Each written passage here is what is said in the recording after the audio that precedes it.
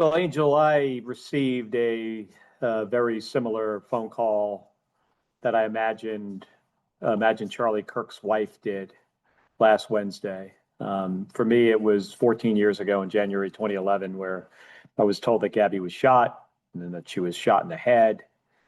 Later, it was reported that she had died. So when he was shot last Wednesday, I went back to that day in January and was just thinking about how this, woman has and her family has received the same kind of news, and my heart goes out to her and what they are going through. And we've seen, I think it's fair to say, a rising amount of political violence in our country. From what happened to Charlie Kirk to a couple months ago, Melissa Hortman in Minnesota, to Governor Shapiro in Pennsylvania. There was arson at his home with the intention to kill him, to the two assassination attempts on Donald Trump, to Paul Pelosi being attacked in his home with a hammer. So we've seen rising political violence. It is incredibly unfortunate. It weakens our democracy.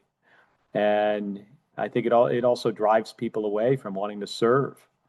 And public service is one of the highest callings, and it's important that we have good people serving our country at the state, local level, and at the federal level. Politically, we are a very divided nation. You combine social media and a fractured media environment where people get their information from all different kinds of sources. And a lot of times that information reinforces biases on both sides of the political spectrum. I think that's a reality.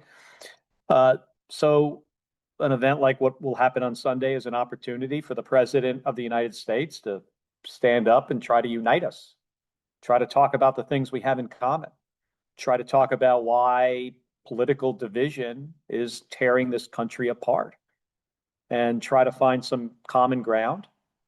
I hope he does that. At the same time, I don't have high expectations that he will. He lost his life. I didn't agree with Charlie Kirk on much. I will say this about him. He gave the opportunity for people to debate him on issues that they cared about. I agree with him on that, and he had every right to be at that school and meeting with those kids. And I will do whatever I can to protect, obviously, he's gone, but protect the rights of others to have those kind of open debates.